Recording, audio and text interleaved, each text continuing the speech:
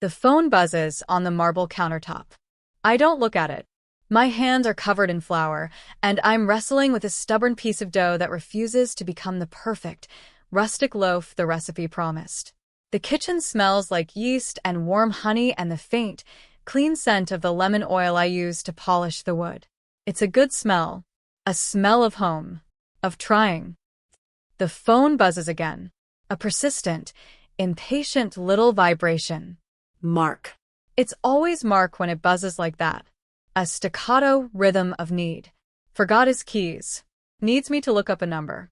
Wants to know if I remembered to pick up his dry cleaning. Our life is 1,000 of these tiny buzzes, a web of shared logistics and small dependencies that I've always found comforting. I sigh, wiping my hands on my apron. A little cloud of flour dusts the front of my jeans. I pick up the phone, a slight smile on my face, ready for the next miniature crisis. But it's not a question. It's not a request. It's a statement. 5 words on a stark white screen. It's over. I'm leaving you. The air in the kitchen turns thin. The smell of yeast and honey vanishes, replaced by something metallic and cold, like blood. The dough on the counter seems to deflate, a living thing that just died.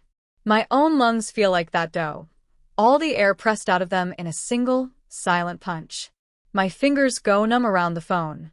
I read the words again. And again. They don't change. They don't soften. They are brutalist architecture in text form. Cold, gray, and final. My mind flashes to the plans for the house pinned to the corkboard by the door. The blueprints for the extension, the swatches for the nursery we were supposed to start trying for next month. I see the bottle of wine chilling in the fridge for dinner, the one he loves. I see the entire scaffolding of the life I thought we were building, and a wrecking ball is just swinging through it, silent and digital. He didn't even have the courage to use his voice. He just typed it, like ordering a pizza, or firing an intern. My heart isn't breaking. It's just stopping. A stalled engine. I stand there in the flour-dusted silence of my perfect kitchen, in the ruins of my perfect life, and I can't feel a thing. The shock is a blanket, thick and smothering. He thinks this is the end. He thinks he just won. A cold, quiet clarity begins to cut through the numbness. He has no idea what's coming. If you've ever felt the world drop out from under you, just shatter in a single, silent moment, tell me about it in the comments. I read every single one. And if this is your first time here, please subscribe. It helps me more than you know to bring these stories to light. Our story began in a place of polished steel and hushed ambition. The 30th floor of the Omnicorp Tower, a glass cathedral where gods of code and capital decided the future. I wasn't a god, not then. I was in human resources, a keeper of the rules, a quiet observer of the corporate ecosystem. Mark was in sales. He wasn't a god either, but he had the voice of one. A booming, confident baritone that could sell ice in a blizzard and charm the skepticism right out of a boardroom. We were the classic office romance, but we were smarter than that. We kept it quiet for the first year, 2 separate orbits that only converged after hours, in dimly lit bars and the quiet privacy of my apartment. He was dazzling. He had this energy, a relentless forward momentum that pulled everyone into his wake. I was the opposite. I was the strategist, the planner. I saw the patterns, the hidden currents of power that ran beneath the polished floors of Omnicorp. He was the ship, all sails and ambition. I was his navigator. When we finally went public, it felt less like a revelation and more like an inevitability. We were Mark and Anna. A single entity. The power couple. His charisma, my quiet competence. We bought a condo with a view that could make you believe you were on top of the world. We hosted dinner parties where Mark would hold court, telling stories that had the whole table roaring with laughter, and I would watch from the sidelines, feeling a quiet, fierce pride. I was the architect of his confidence, the one who helped him prep for the big meetings, who explained the complex political landscape of the upper floors. I'd decode the subtext of an executive email. I'd map out the alliances and rivalries. He's not angry, I'd tell him. He's testing you. Go back at him with data, not apologies. I gave him the playbook. He ran the plays to perfection. His career took off like a rocket. Vice President of Regional Sales by 32. He was the golden boy, the one they talked about in the elevators. And I was right there with him, moving up in my own right. I became the Director of HR Compliance, a position of quiet, immense power. I wrote the policies. I enforced them. I knew where every single corporate body was buried because I had helped draft the burial permits. Our life was a well-oiled machine, humming with success. We had a 10-year plan. It was laminated, metaphorically speaking. This year, we'd break ground on the dream house, a sprawling modern design in the hills outside the city. Next year, we'd start a family. Everything was on schedule. The blueprints were on the fridge, a daily reminder of the future we were meticulously constructing. I loved him. I loved the version of us that existed in that 10-year plan. The man who would kiss my forehead before a big presentation, who'd call me from the airport just to say he'd landed, who'd hold my hand under the table at corporate banquets, a silent signal that it was still just us against the world. I thought that man was real. I thought that life was real. The first crack in the foundation is always the quietest. You dismiss it as the house settling. It began with his phone. It used to be a communal object, left on the kitchen counter, on the nightstand, an open book. Then it started living in his pocket. Screen down. Always screen down. Then came the late nights. Just slammed with the quarterly reports, he'd say, his voice tired over the phone. Don't wait up. I understood. I lived in the same world. I knew the pressure. So I'd leave a plate for him in the oven and go to bed alone, the space beside me feeling vast and cold. The reports piled up. There was always a new fire to put out, a new client to woo. The excuses were plausible, airtight. He was a salesman. His job was his life. Our life. But then the little things started. The inconsistencies. He'd mention a late dinner with a client, but the credit card bill would show a charge from a bar across town.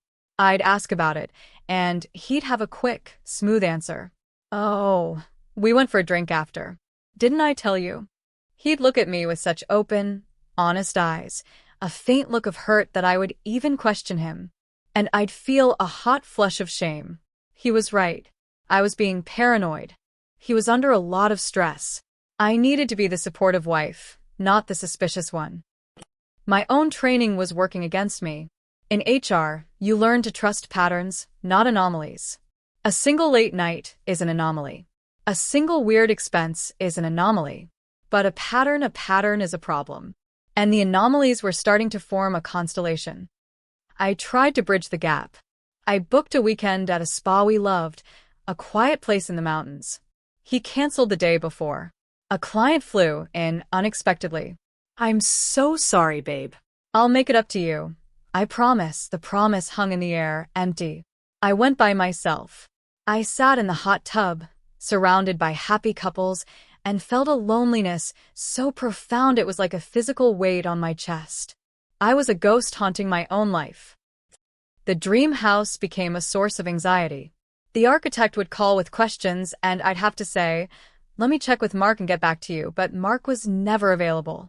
The foundation was poured, a giant concrete scar on the hillside, and he hadn't even been out to see it. "It looks great in the pictures you sent," he'd say, a quick, dismissive glance at his phone before his attention was pulled away again. I was living with a stranger, a polite, handsome man who shared my bed and my address, but nothing else. The intimacy bled out of our marriage, drop by painful drop. First the laughter, then the long talks, then the casual touches. It all just stopped. The silence in our condo grew louder than the city traffic outside. It was a suffocating, heavy silence, filled with everything we weren't saying. I would lie awake at night, listening to him breathe, and wonder who he was dreaming of. I felt like I was going crazy, my mind a labyrinth of suspicion and self-doubt. He was an expert at making me feel like the problem. "You're so tense lately, Anna," he'd say, a concerned frown on his face. "Is everything okay at work?" The gaslighting was so subtle, so masterful, I didn't even see it for what it was. He wasn't just pushing me away, he was making me believe I was the one who was ruining everything. The office, once our shared kingdom, became a torture chamber. I'd see him across the atrium, laughing into his phone, and a cold dread would wash over me. Who was he talking to? Then I saw her. Chloe. A new analyst in the marketing department, fresh out of business school. She was bright, ambitious, and she looked at Mark with an undisguised adoration that made my stomach clench. I told myself it was nothing. He was her superior, a mentor. It was natural. But I'd see them in the coffee shop, their heads bent close together, a shared intimacy in their posture that was a knife in my gut. I'd see him walk by her desk and give her a smile, a private, personal smile that he didn't give me anymore. I tried to bring it up, cautiously. That new analyst, Chloe, seemed sharp, I said one night, trying to keep my voice casual. He didn't even look up from his laptop. She's a rock star, going to go far. The praise was too effusive. The dismissal of my attempt at conversation, too quick. The pattern was no longer a constellation. It was a clear, brutal picture, and I was the only one who was pretending not to see it.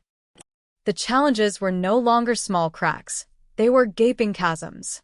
My attempts to connect were met with a wall of polite indifference. I felt like I was running a one-woman show to save our marriage, and the audience had already walked out. One Friday, I decided to make a grand gesture.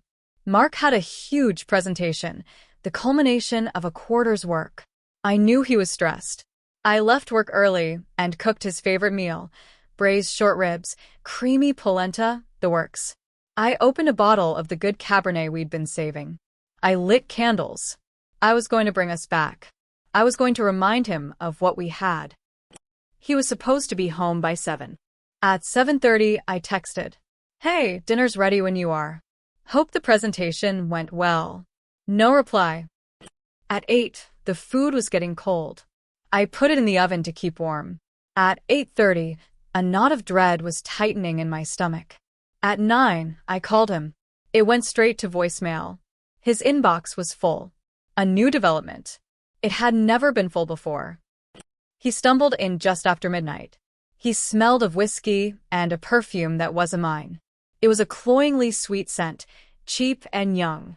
It filled our apartment, an olfactory intruder. "Where were you?" My voice was small, fragile. He blinked at me, his eyes struggling to focus. Team celebration. The deal closed. It was huge, he gestured vaguely. We all went out. You didn't answer my texts. Or my calls. He shrugged, pulling off his tie. My phone died. Sorry. What's that smell? He sniffed the air. Did you cook? I did, I said, my voice flat. It's in the oven. He walked past me into the kitchen, opened the oven door, and looked at the dried-out meal. Oh. Looks like I missed it. He closed the door and turned to me. I'm exhausted. I'm going to bed. And that was it. No apology. No recognition of the effort, of the hope I had poured into that meal. He brushed past me, leaving the scent of another woman in his wake, and collapsed into our bed. I stood in the candlelit dining room, staring at the two perfectly set places at the table. I had never felt so utterly alone. The next morning, I found a receipt. It fell out of his jacket pocket when I was hanging it up properly in the closet, an act of marital tidiness that felt like a joke. It was from a restaurant called La Toile, a ridiculously expensive, romantic place. The timestamp was 8:15 p.m. The table was for 2. The bill included 2 entrees and a bottle of champagne. A team celebration. Right. I confronted him with it, my hand shaking as I held out the little white piece of paper. A team celebration? He didn't even flinch. He took the receipt, glanced at it, and then looked at me, his face a mask of disappointment. Not guilt. Disappointment. In me. I can't believe this, he said, his voice low and dangerous. You're going through my pockets now? What's happened to you, Anna? Don't do that, I whispered. Don't turn this on me. Who were you with, Mark? It was a client dinner, he snapped. A confidential one, which I can't discuss. But I guess my wife's trust is less important than her paranoia. He threw the receipt on the counter. This is what's destroying us. Not me. This. Your insecurity. I can't live like this. He was so good. So convincing. For a split second, I almost believed him. The shame crept back in, the familiar feeling that I was the crazy one, the broken one. But then I looked at the receipt again. Table for two. Champagne. And I knew. He was lying. And he was doing it so easily, so masterfully, that it terrified me. The man I married was gone. In his place was a cold, calculating stranger who was dismantling my sanity, piece by piece. The war had moved to a new front. It was no longer just about our home life. The office became hostile territory. I was the director of HR compliance. I was supposed to be impartial, a bastion of corporate integrity. But how could I be when every glimpse of my husband felt like a personal betrayal? I saw them everywhere. Mark and Chloe. Their mentorship had become the subject of quiet gossip. I'd walk into the break room, and conversations would stop. I'd see the pitying looks from my own team. They knew. Everyone knew. They saw the late-night emails, the shared car rides, the way his hand would linger on her back for just a second too long as he passed her desk. My work, once my sanctuary, became a source of constant, low-grade humiliation. I had to sit in executive meetings and listen to Mark present strategies that I had helped him develop in our kitchen late at night. He would use my phrases, my insights, and deliver them with a confident flourish, sometimes glancing in my direction with a small, knowing smile. It wasn't a smile of partnership anymore. It was a smile of possession. He was using my intellect, my work, and flaunting it in front of me while he was actively betraying me. The stress was corrosive. I lost weight. I couldn't sleep. My focus at work was shattered. A junior compliance officer on my team made a significant error on a visa application for a new hire, something I should have caught. My boss, a senior VP named Peterson, called me into his office. He was a fair man but stern. "This is sloppy, Anna," he said, tapping the incorrect form. "This isn't like you. Is everything all right?" "I'm fine." I lied, my voice tight. "Just a lot on my plate. It won't happen again." He gave me a long, searching look. "Your husband's team is knocking it out of the park. That new analyst he's mentoring, Chloe, is a real firecracker." The casual mention of her name was like a physical blow. I just nodded, a lump forming in my throat. I was losing control. My professional reputation, the one thing I had left, was starting to fray at the edges. The man who was supposed to be my partner was becoming my professional liability, my emotional poison. The dream house construction had stalled. The contractor called, needing a decision on the window fittings. I stood in my office, looking out over the city, and I couldn't bring myself to care if the house ever had windows at all. It was just a shell. And so was I. The night it all shattered for good was a Tuesday. Mark was in Chicago for a conference. Or so he said. I was home alone, the silence of the condo pressing in on me. I couldn't read. I couldn't watch TV. My mind was a hamster wheel of suspicion and pain. I wandered into our home office, a room that had once been a place of collaboration and now felt like a museum of our dead partnership. His laptop was on the desk, asleep but not shut down. We had always shared everything. Passwords, accounts. It was part of our seamless integration. Mark and Anna, my fingers hovered over the trackpad. A voice in my head, the part of me that still believed in the woman I used to be, screamed at me not to do it. It was a violation. A point of no return. But I was already past that point. He had pushed me past it. My heart hammered against my ribs as I woke the screen. His personal email was open. A long list of unread messages, but my eyes snagged on a chain near the top. The sender was Chloe. The subject line was Project Nightingale. My blood ran cold. I clicked on it. It was worse than I could have ever imagined. It wasn't just an affair. It was a conspiracy. There were dozens of emails. Love notes filled with nauseating pet names and promises of a future together, intertwined with something far more sinister. Mark was feeding her information. Confidential, proprietary information about Omnicorp's key accounts. Specifically, our biggest one, Sterling Industries. He was sending her our entire sales strategy, our pricing models, our confidential client relationship notes. My notes. The ones I had helped him compile. Chloe, it turned out, had a job offer from our biggest competitor, a company called Apex Dynamics. Her plan was to walk into her new job and hand them Sterling Industries on a silver platter, using the insider information Mark was providing. And Mark was going to join her there a few months later, after the dust had settled, walking into a cushy senior VP position they had created for him. They had a name for their plan. Project Nightingale. After Florence, Nightingale. Because they were rescuing the client from Omnicorp's inferior service, the arrogance was breathtaking. But it was the last email in the chain that made me stop breathing. It was from Mark to Chloe, sent just that afternoon from Chicago. Just a few more weeks, he wrote. The Nightingale flies at the end of the month.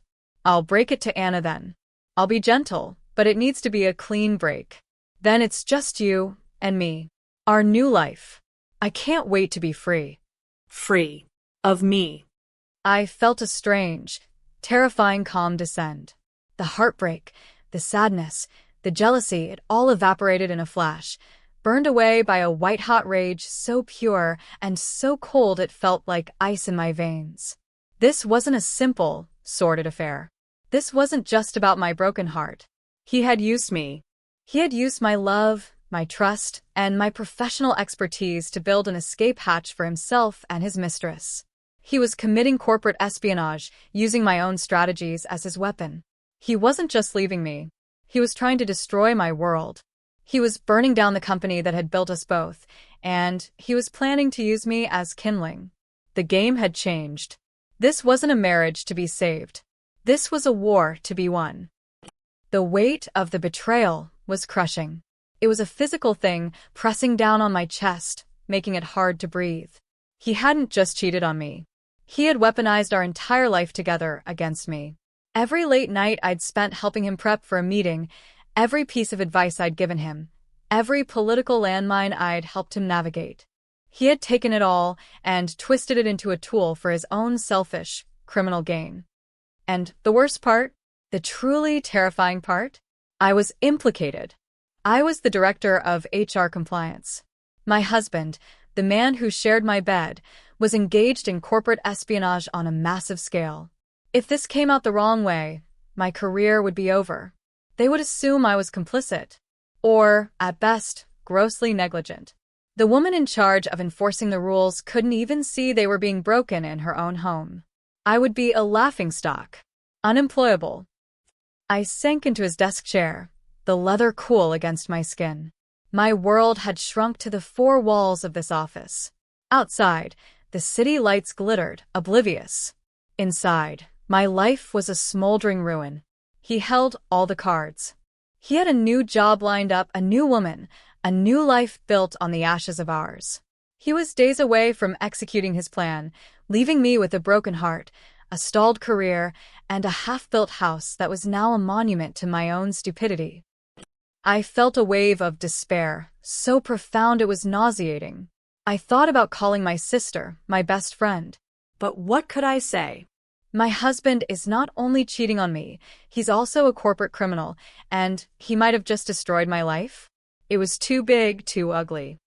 I scrolled through the emails again, the sickeningly sweet pet names next to cold, hard data. My sweet songbird, he'd write, attached is the Q3 forecast for Sterling. Use it well. It was a portrait of a man I didn't know. A monster wearing my husband's face. I felt trapped. Cornered. If I went to the board with this, it would be his word against mine. He was the golden boy, the rainmaker. I was the scorned wife. They might even believe he was telling the truth, that I had fabricated it all out of jealousy. The risk was enormous. He had planned this so carefully. He thought he was untouchable. For a few hours, I let the hopelessness wash over me. I let myself feel the full, crushing weight of it all. I was a victim. He had won. He was going to get away with it. I looked at the picture on the desk, a photo of us on our honeymoon in Italy, both of us tanned and smiling, a look of stupid, boundless optimism in our eyes. I wanted to smash it. I wanted to smash everything. The woman in that photo was a fool, and I hated her. Then something shifted. The despair began to curdle, hardening into something else. Something cold and sharp. Fury. He thought I was a fool. He thought I was just the wife, the soft, supportive background character in the grand drama of his life. He had underestimated me. He had mistaken my love for weakness, my support for subservience. He had forgotten who I was. I wasn't just Anna, the wife. I was Anna Vance, the director of HR compliance for Omnicorp. I didn't just know the rules. I had written them. I sat up straighter in the chair. The tears stopped. My breathing evened out. The panic receded, replaced by a glacial calm. He was a salesman. He dealt in charisma and promises. I was a compliance director. I dealt in facts, in policies, in evidence.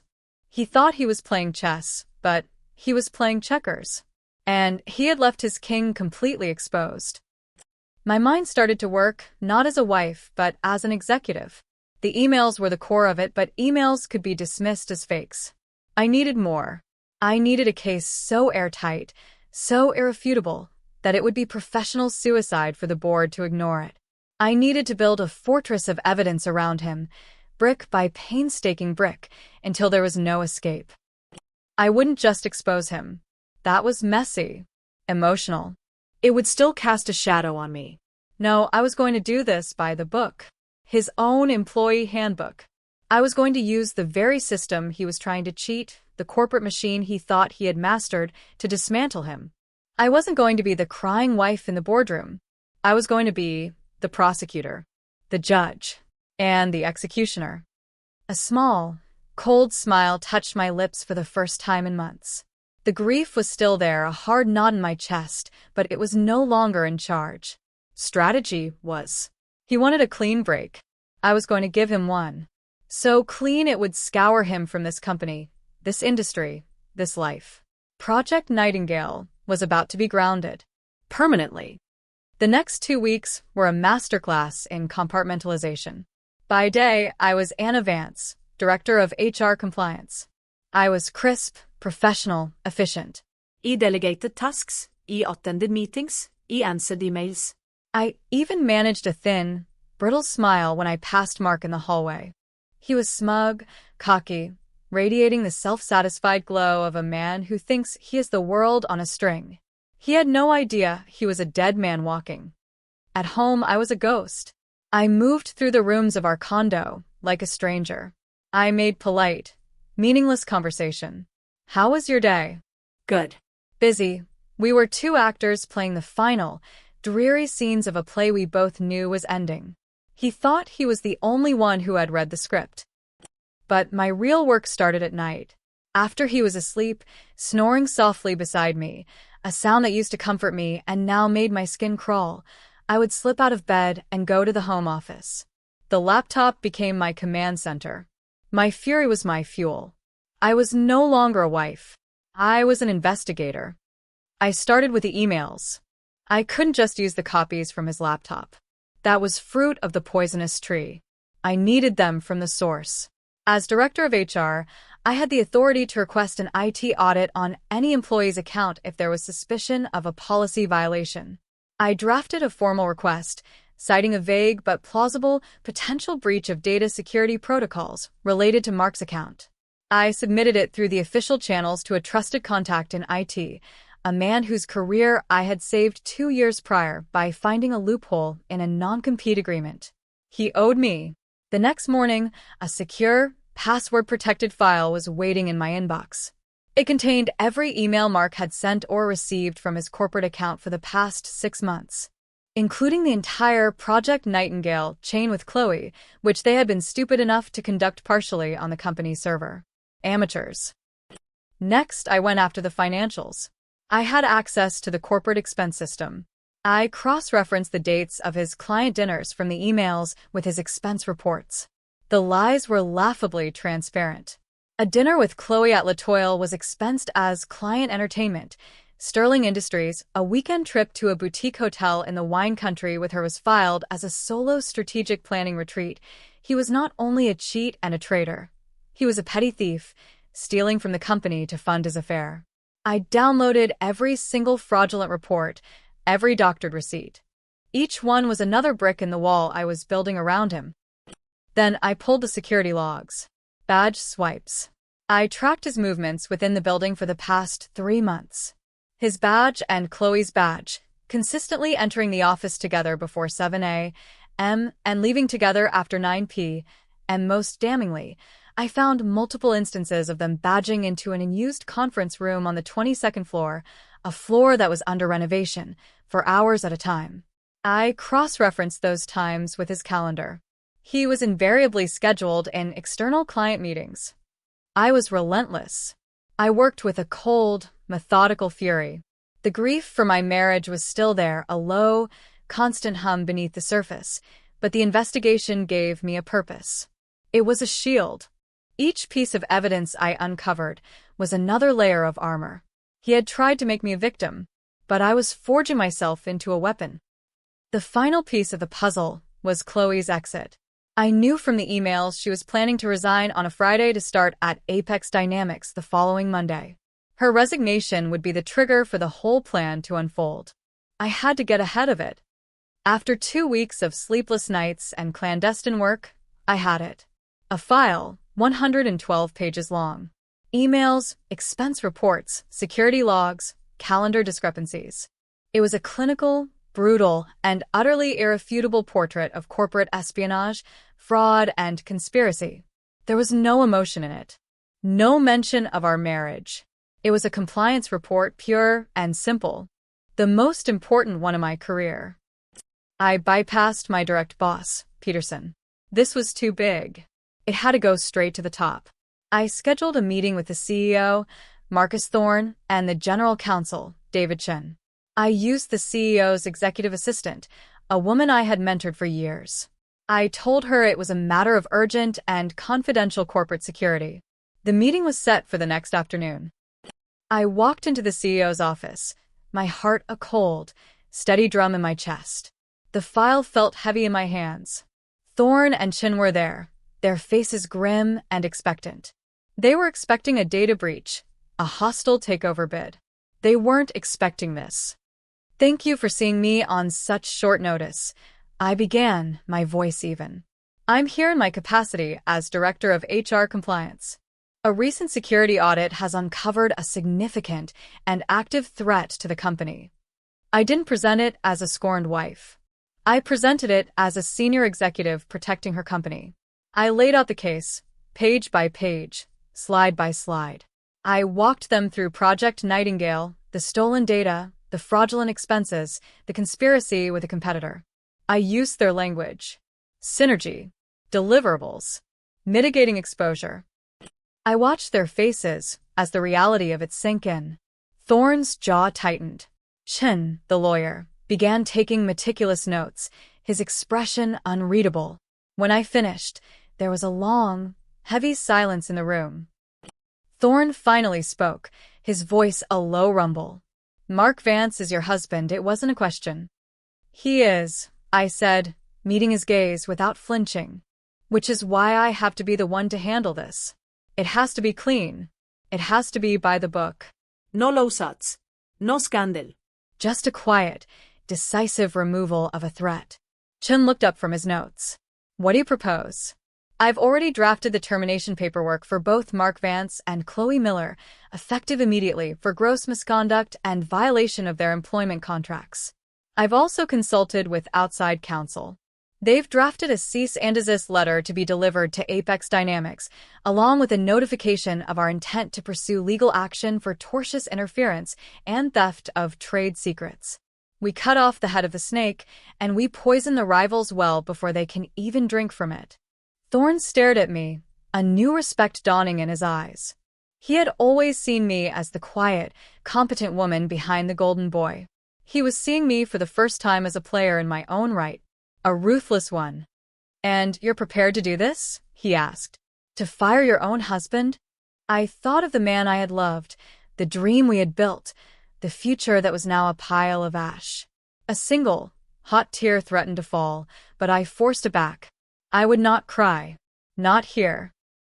I am prepared to do what is necessary to protect this company, I said, my voice like steel. He made his choice. Now I'm making mine. Thorne nodded slowly. Do it. You have my full authority. I walked out of that office feeling 10 feet tall. The armor was complete. The weapon was forged. All I had to do now was wait for him to pull the trigger. He thought he was starting a war. He had no idea I was about to end it. The next day was a surreal performance. I went to work. I signed the official termination letters. I had them couriered to our legal department for the final sign-off. I coordinated with IT to have their network access, email, and keycard privileges scheduled for deactivation at 5 p.m. sharp. I arranged for security to discreetly pack up their personal belongings from their desks after hours to be sent to them via courier. It was a standard termination protocol for a high-risk employee, a protocol I had designed myself. I went home at my usual time. The condo was quiet. Mark wasn't back yet. I moved through the rooms, touching the furniture, the photos. It was like walking through a museum of my own life. A life that was officially over. The pain was there, a deep, aching wound. But the cold, clear purpose of my plan was a strange and powerful anesthetic. I was in the kitchen, staring at the blueprints for the house pinned to the corkboard, when my phone buzzed. I knew, with a certainty that chilled me to the bone, that this was it. This was the moment he had been planning for weeks. The clean break. I looked at the screen. The 5 words that were meant to shatter my world.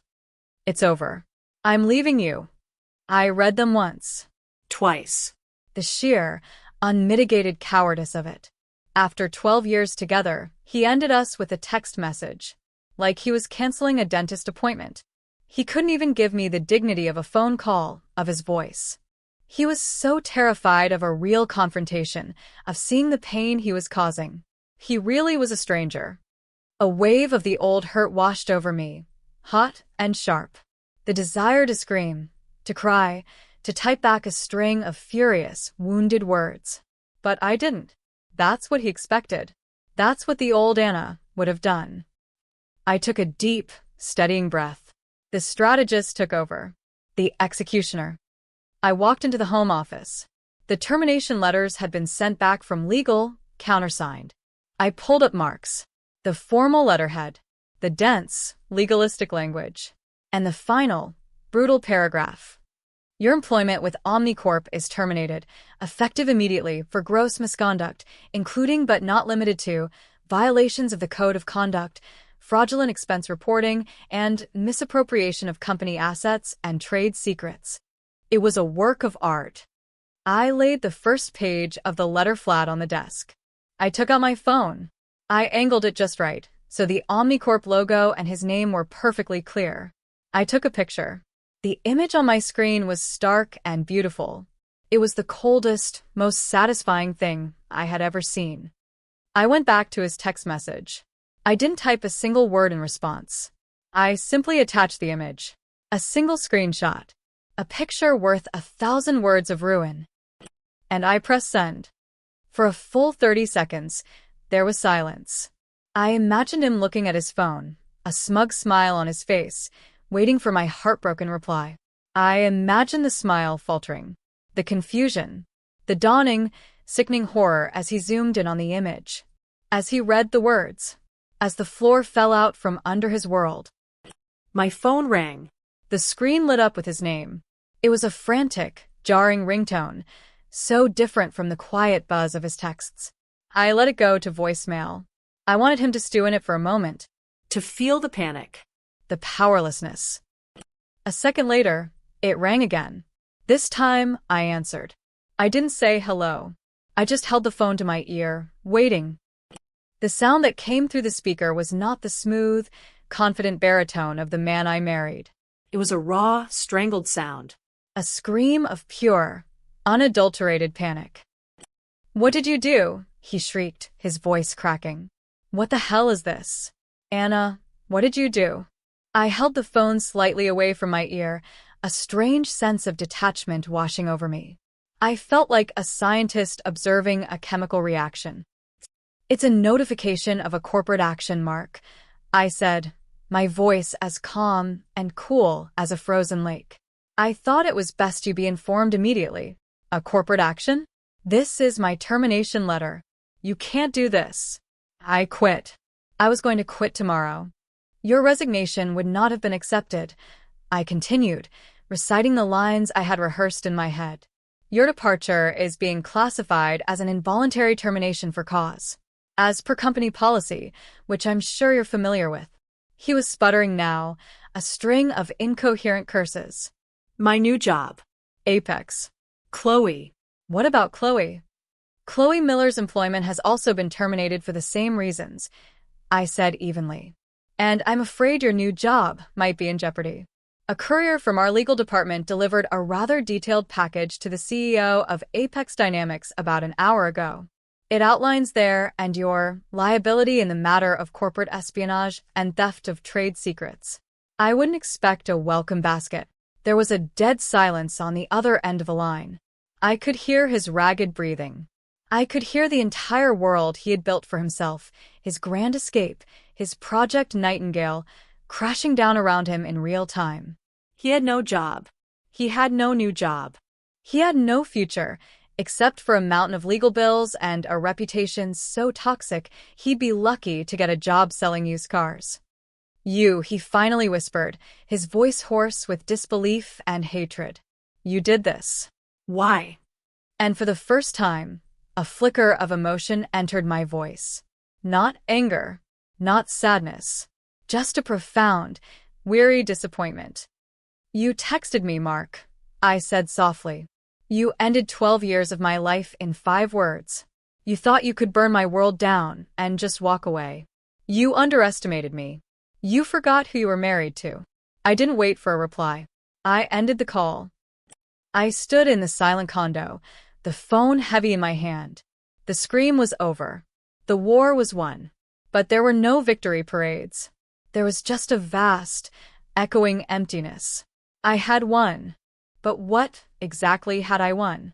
The right to be alone in a condo full of ghosts. The promotion I was inevitably going to get for my ruthless efficiency. I walked through the rooms of our life one last time. I saw the ghost of him laughing on the sofa, the ghost of us dancing in the kitchen. The pain was immense, a physical ache in my chest. The rage had been a shield, but now that the battle was over, the shield was gone, and I was just left with the wounds. A few days later, my promotion was made official. Senior Vice President of Global HR Compliance. Peterson, my old boss, shook my hand, his eyes full of a new, wary respect. You did what had to be done, Anna, he said. The company is grateful. Grateful. It was a cold, sterile word. I sold the condo. I called the architect and canceled the construction on the house. I took a loss on the land, but I didn't care. I just wanted it gone. I wanted every trace of that future erased. With the money, I bought a small apartment in a new city, a place where no one knew my name or my story. A place with no ghosts. My new apartment is smaller, but the windows are huge, and they look out over an ocean I've never seen before. Some days, the victory feels clean and righteous. I think of his panic scream, and I feel a grim satisfaction. He built his world on a foundation of lies, and I was the earthquake that brought it all down. He got what he deserved. But other days, I look out at the endless gray water, and I feel the loss of it all. I don't miss the man he became, the stranger who lied and cheated and stole. But I miss the man I thought he was. The charming, ambitious boy I fell in love with on the 30th floor. I grieve for him. I grieve for the woman I was, the one who believed in 10-year plans and happily ever after. The scar is still there, a faint, silvery line on my heart that aches when the weather changes. Betrayal doesn't just break your heart, it reshapes your soul. It teaches you lessons you never wanted to learn about trust, about loyalty, about the darkness that can hide behind the most familiar smile. He tried to make me a casualty of his story.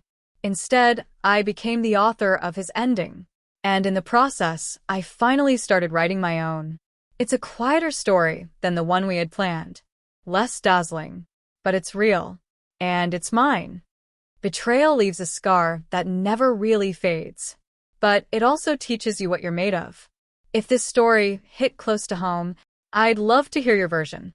Thanks for being here. Subscribing helps bring more of these to life.